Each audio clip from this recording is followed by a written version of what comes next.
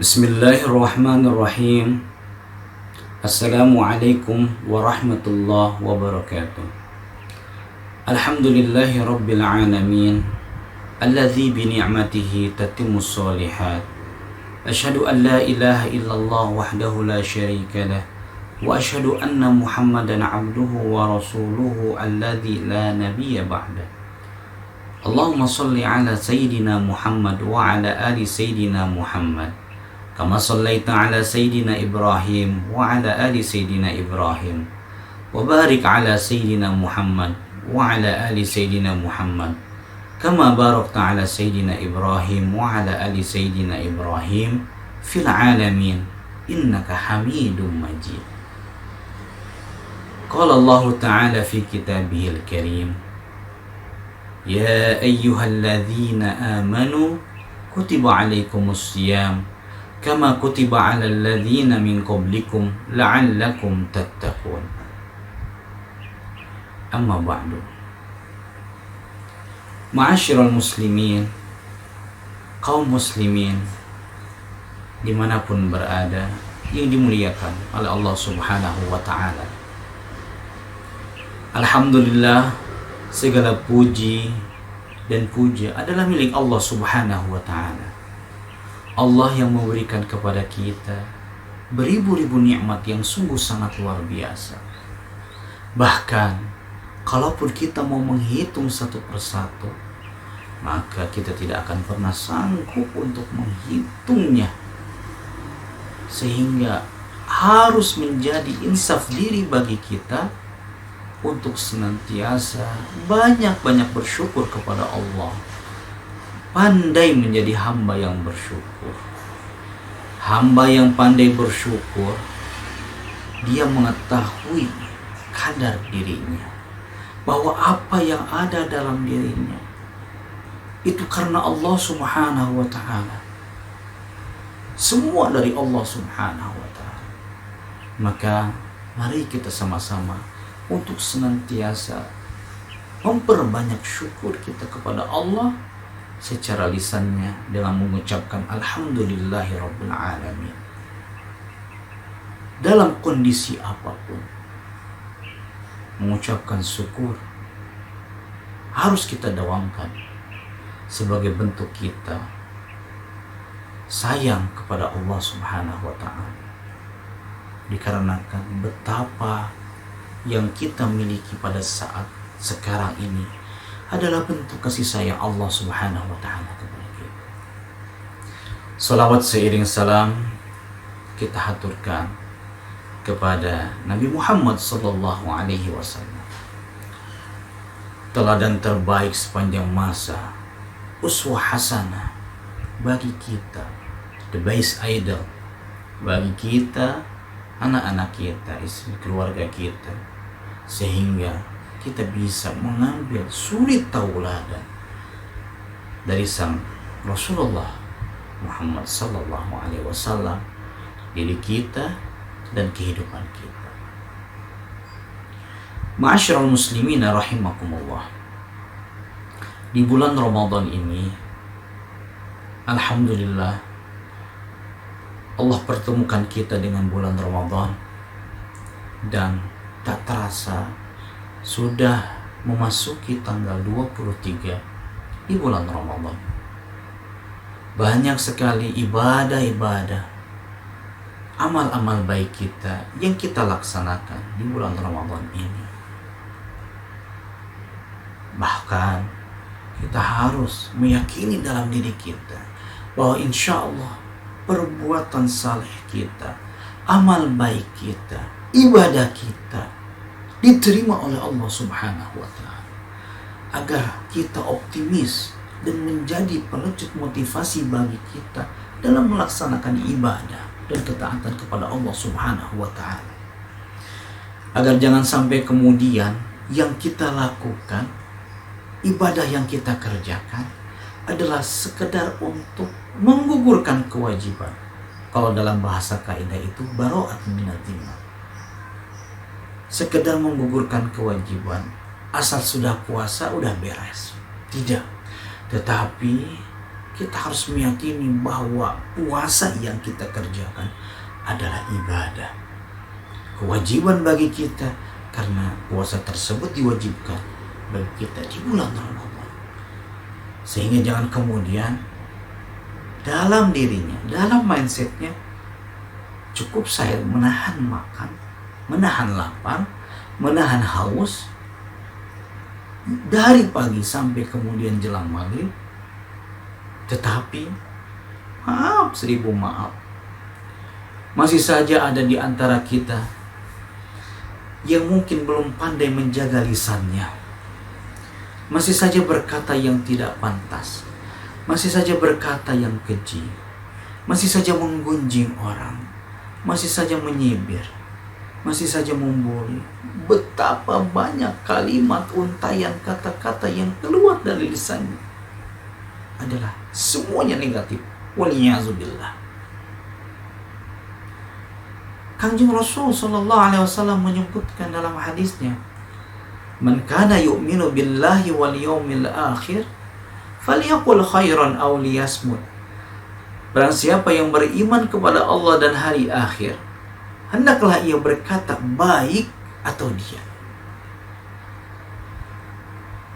Dalam redaksi ini ada dua pilihan yang bisa diambil bagi mereka yang mengimani kepada Allah dan hari akhir, yaitu kalau mau bicara, mikir dulu.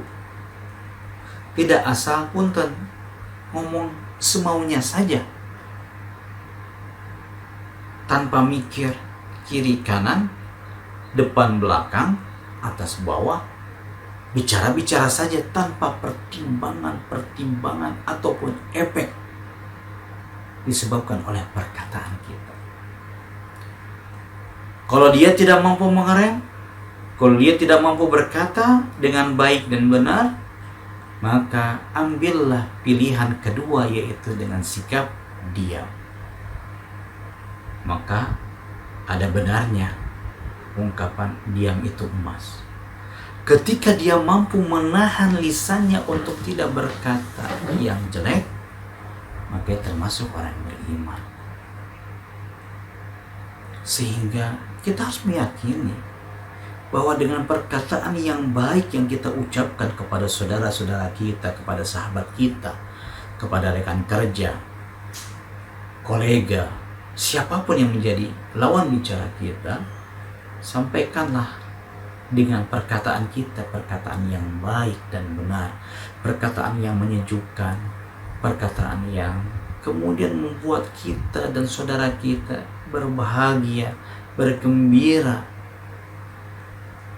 Sehingga dengan perkataan yang kita ucapkan, yang kita sampaikan, ini adalah mendatangkan kemaslahatan, mendatangkan kebaikan, mendatangkan kemanfaatan, sehingga betapa banyak pahala yang bisa kita raih dikarenakan kita berkata dengan baik dan benar, termasuk lawan bicara kita juga mendapatkan pahala disebabkan dia mendapatkan pencerahan, mendapatkan ilmu, informasi yang benar, sehingga ketika dia menyampaikan kepada yang lainnya, betapa banyak pahala-pahala yang terus mengalir bagi kita, bagi sahabat kita yang menyampaikan, yang mendengar tersebut.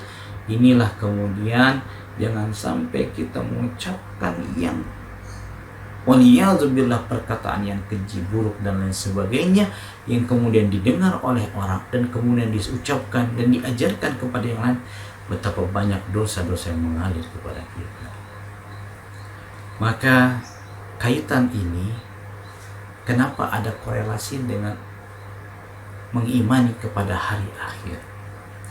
Agar jangan sampai kemudian kita lalai, agar jangan sampai kemudian kita acuh tak acuh, cuek bebek, sehingga kita tidak tahu bahwa nanti ketika di hari akhir semua perbuatan kita, semua apa yang kita lakukan semasa hidup di dunia akan dimintai pertanggungjawabannya di hadapan Allah Subhanahu wa Ta'ala.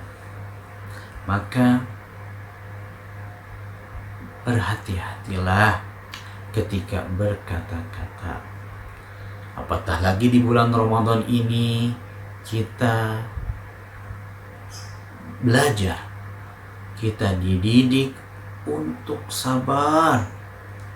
Bukan hanya sabar menahan lapar dan dahaga, tetapi juga harus mampu bersabar menahan lisan kita untuk tidak mengatakan hal-hal yang keji, mengatakan hal-hal yang bohong, yang dusta, yang mengadu domba, dan lain sebagainya. Banyak sekali pendidikan-pendidikan yang bisa kita raih, yang bisa kita peroleh dari ibadah yang kita lakukan di bulan Ramadan ini.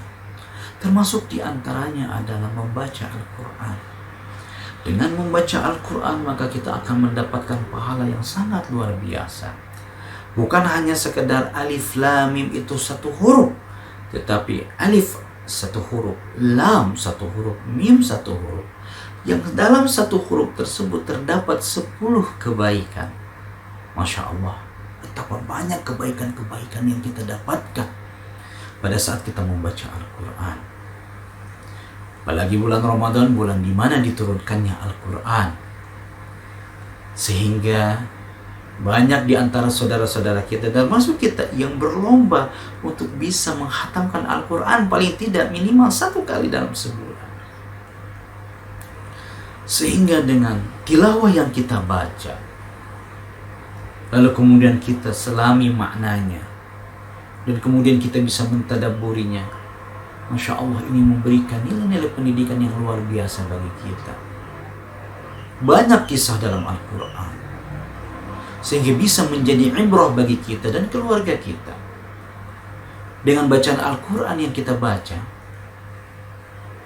tentu bukan dengan bacaan yang teramat buru-buru, yang tergesa-gesa, sehingga boleh jadi dengan ketergesaan tersebut malah bisa jadi ada beberapa ayat yang terlewatkan, beberapa bacaannya tidak tepat, tidak sesuai dengan kaidah tajwid.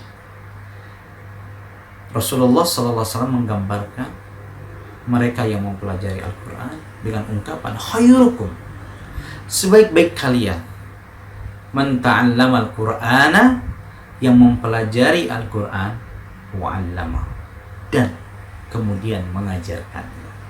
Sehingga kalau yang sudah bisa membaca Al-Quran, tajwidnya sudah oke, tahsinnya sudah mantap, maka ajarkanlah. Apalagi bapak-bapak sebagai kepala keluarga, ajarkanlah kepada anak-anak. Sehingga satu huruf yang kita ajarkan kepada mereka akan memberikan nilai pahala yang sangat luar biasa. Apatah lagi ketika anak-anak kita pandai membaca suratul Fatihah, Masya Allah, akan banyak sekali mengalir pahala-pahala yang sangat luar biasa kepada kita. Ketika anak tersebut masuk usia akil balik, ketika anak-anak pandai membaca Al-Quran dan sudah hafal suratul Fatihah, kemudian ia baca dalam sehari ada 17 kali suratul Fatihah yang dia baca. Belum lagi sholat sunnahnya. Maka itu sangat luar biasa banyaknya pahala yang terus mengalir kepada kita, karena kita mengajarkan kepada anak-anak kita satu saja minimalnya. Ketika mereka sudah bisa membaca suratul Fatihah, ini sungguh sangat luar biasa. Apatah lagi kalau mereka sudah memiliki hafalan-hafalan surat yang lainnya. Karena ketika nanti di hari akhir, Al-Quran kelak salah satu di antaranya yang akan memberikan syafaat. Sungguh sangat luar biasa bila anak-anak kita memiliki hafalan Al-Quran yang begitu hebat, sehingga ini menjadi motivasi bagi kita dalam belajar, mempelajari, dan mengajarkan Al-Quran. karena kelak akan menjadi syafaat bagi kita di hari akhir nanti. Ma'asyiral muslimin rahimakumullah. Di bulan Ramadan ini kita memberikan dan menyisihkan sebagian harta kita adalah bentuk tarbiyah bagi diri kita bahwa ada hak dalam harta kita bagi saudara-saudara kita. Tidak sedikit di antara saudara-saudara kita yang secara ekonomi di bawah kita. Dan di tengah pandemi ini ada banyak saudara-saudara kita yang terdampak dari pandemi COVID-19 ini, sehingga disinilah kita yang diberikan oleh Allah Subhanahu wa Ta'ala nikmat rezeki, nikmat harta untuk kita sisihkan, untuk kita berikan kepada mereka melalui lembaga-lembaga amil zakat, termasuk diantaranya Badan Amil Zakat Nasional atau yang kita kenal dengan Baznas. Mudah-mudahan dengan harta yang kita sisihkan, dengan rezeki yang kita berikan kepada mereka, Allah catat sebagai kebaikan-kebaikan bagi kita, dan insya Allah menjadi pemberat timbangan kebaikan pada saat kita menghadap Allah Subhanahu wa Ta'ala. Amin, amin ya rabbal alamin. Mudah-mudahan semuanya sehat walafiat dan tetap semangat dalam melaksanakan ibadah dan ketaatan kepada Allah Subhanahu wa Ta'ala. Mudah-mudahan kita termasuk di antara yang mendapatkan Lailatul Qadar, dan mudah-mudahan kita dapat menjadi juara di madrasah Ramadan ini, sehingga insya Allah kita menjadi hamba yang rabbani dan bukan menjadi hamba yang ramadhani. Aqulu qawli hadza wa astaghfirullah li wa lakum wa akhiru da'wana anil hamdulillahi rabbil alamin. Wassalamu alaikum warahmatullahi wabarakatuh.